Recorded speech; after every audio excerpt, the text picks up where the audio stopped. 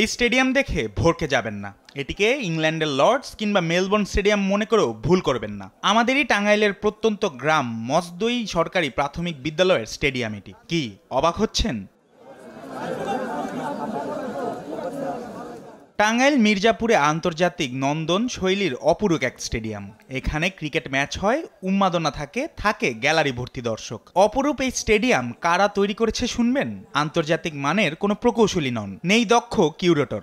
Cricket পাগল গ্রামবাসী তৈরি করেছে এই অপরূপ স্টেডিয়াম, যা এখন সারা বিশ্বে রীতিমতো হইচই ফেলে দিয়েছে। স্থানীয়দের আয়োজন এবং মসদই জনকল্যাণ সংঘের ব্যবস্থাপনায় পঞ্চমবারের মতো আয়োজিত হয়েছে আরাফাত রহমান কোকো স্মৃতি ক্রিকেট টুর্নামেন্ট ফাইনাল খেলা। ঈদ পরবর্তী বিনোদন এবং যুব সমাজকে মাদক থেকে দূরে রাখতেই এমন আয়োজন। এদিকে অজপাড়া গায়ে এমন নান্দনিক মাঠে খেলা দেখতে জেলার বিভিন্ন উপজেলা থেকে ভিড় করেন হাজার হাজার মানুষ। এমন আয়োজন দেখে মুগ্ধ ক্রীড়ামোদী মানুষজনও।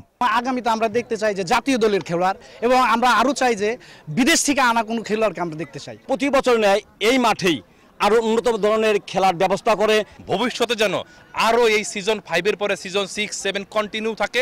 আমাদের আনন্দটা যেন এই পুরো এলাকাবাসীর আনন্দ যেন আরো বেশি সুন্দর হয়। নান্দনিক মাঠ, জমকালো আয়োজন আর স্থানীয়দের বিনোদন উন্মাদনায় উৎসবমুখর পরিবেশ দেখে খুশি আয়োজকরাও। আগামীতেও এমন আয়োজনের আশ্বাস দিয়েছেন তারা। ঈদের মাঠে যেমন আনন্দ উপভোগ করি, ঠিক তেমনি আজকে এই মসদই মাঠে খেলার মাঠে আমরা সেরকম একটি আনন্দ উপভোগ করছি। ইয়াংরা যারা মাঠমুখী হয়, ক্রিকেটমুখী হয়, খেলামুখী হয়, মাদক মুক্ত থাকে, এইসব বিভিন্ন চিন্তাভাবনা থেকে আমরা এই আয়োজনটা করে থাকি প্রতি বছর। 8 দলের এই টুর্নামেন্টে ফাইনালে অংশ নেয় ঢাকার ধামরাই জায়ান্ট এবং স্থানীয় city express of Tangail. Toss হেরে ব্যাট করতে নেমে 20 ওভারে 8 উইকেটে 198 তুলে ধামরাই।